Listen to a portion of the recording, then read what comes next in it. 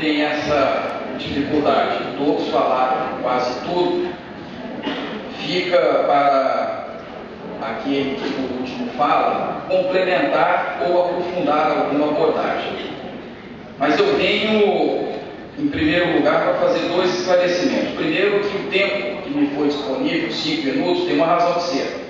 Eu não venho como palestrante, eu venho como alguém com uma modesta contribuição retirada, aurida, forjada do Parlamento brasileiro para esta causa abraçada com muita proficiência e dignidade pelo nosso querido Eduardo Rocha. Portanto, 5 minutos e vou ser breve, brevíssimo, sintético para poder dar conta do recado. O segundo esclarecimento é dizer que eu estou aceitando falar em 5 minutos, mas por uma generosidade.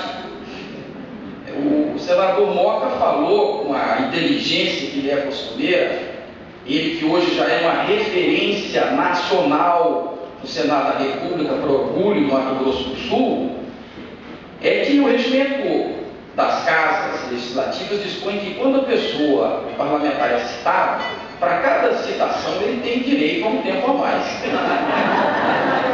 Como eu fui citado 17 vezes pelo nosso querido doutor Odilon, eu teria 17 vezes 5, quase 1 hora para conversar com vocês.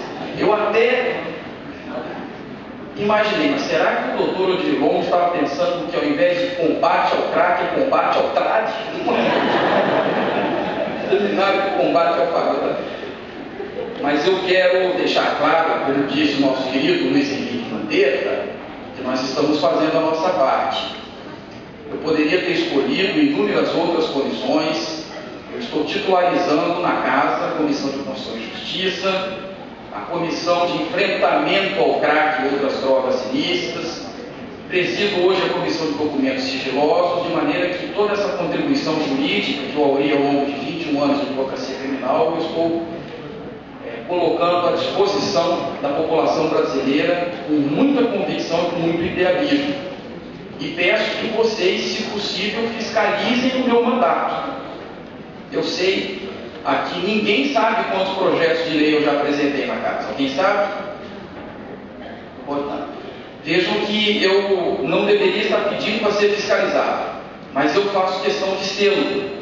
Então é só acessar o site da Câmara dos Deputados, www.câmara.gov.br. Clica lá, Fábio Trade, e você terá toda a movimentação da minha atividade parlamentar. Portanto, fiscalizem tudo. É dizer, dos 5 minutos já foram quantos? 2? Mas serem breves. O melhor desinfetante é o sol, porque iluminando você retira da obscuridade aquilo que está debaixo do tapete. O mérito, portanto, que eu reputo principal da tese levantada pelo ex-presidente Fernando Henrique Cardoso é que ele está, de certa forma, através da mídia, que tanto o admira, e nós sabemos disso, proporcionando à sociedade brasileira que os debates sobre o enfrentamento às drogas sejam mais frequentes. E neste debate, porque a tese de Fernando Henrique é no sentido de descriminalizar o uso da maconha, que eu sou contra, mas ele nos proporciona uma abordagem alternativa. Através da tese defendida pelo professor sociólogo Fernando Henrique Cardoso, nós somos obrigados a reavaliar algumas questões. A principal delas, porque tem que ser sintético, a política repressiva e proibicionista no Brasil. Fernando Henrique sustenta que todo esse dinheiro canalizado para a repressão deveria ser canalizado para a prevenção, reinserção social, recuperação e tratamento. Eu quero dizer, não é porque a política proibicionista esteja insuficiente que nós vamos advogar a tese de sua extinção. É preciso ter a consciência, e é esta a minha posição que venho advogando, de que a política proibicionista ela tem que ser aperfeiçoada. É verdade, para cada tonelada de droga apreendida, 3 ou 4 passaram. Mas isso não pode ser elevado como justificativo ou pretexto. Isso é criar hordas cada vez mais expressivas de zumbis humanos. E, evidentemente, quem vai perder com isso somos todos nós. Portanto, esse método de Fernando Henrique Cardoso me parece incontestável. A Cracolândia, por exemplo, é o atestado mais evidente de que a política proibicionista, preventiva, de reinserção social, de recuperação, de tratamento, adotado pelo Estado e pela sociedade, está falhando. Portanto, nós precisamos reavaliar. E daqui eu, então, encaminho esta minha mensagem de louvor à iniciativa do deputado Eduardo Rocha. Ele está iluminando essa questão das drogas através de debates tão interessantes como este. O que o crack nos proporciona em termos de reflexão é que agora, o que é que nós descobrimos? Quanto mais baratos os insumos que compõem a droga e quanto mais alto o poder viciante, maior será o número de viciados. E isso está acontecendo agora com o Oxy. E parece que vem uma outra chamada brita, composta por cimento, de maneira que a situação, a perspectiva é, de certa forma, muito nebulosa, muito crítica.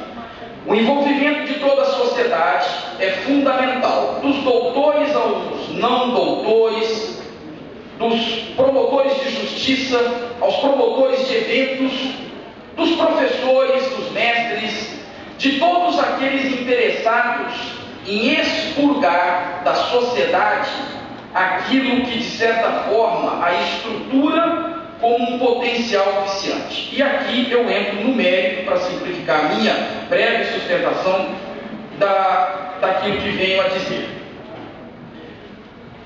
Em Portugal, a abordagem midiática seguia a estratégia que o Brasil hoje vem adotando.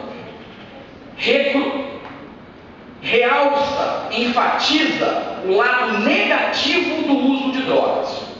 Eu quero colocar para a plenária, e daqui a pouco vai se manifestar, uma reflexão. É preciso repensar a abordagem da mídia. Além de enfatizar o aspecto negativo do uso de drogas, na minha opinião é fundamental enfatizar também o aspecto positivo do seu não uso. Porque aquilo que você perde com o uso das drogas deve ser valorizado positivamente. Você é contra o vício das drogas? Você é contra o uso das drogas? Sim, mas por quê? Não é apenas porque o vício faz mal, é porque você perde com o vício aquilo que é o objeto fundamental da essência do homem, a sua capacidade de decidir. Você perde a sua liberdade de dizer sim ou de dizer não.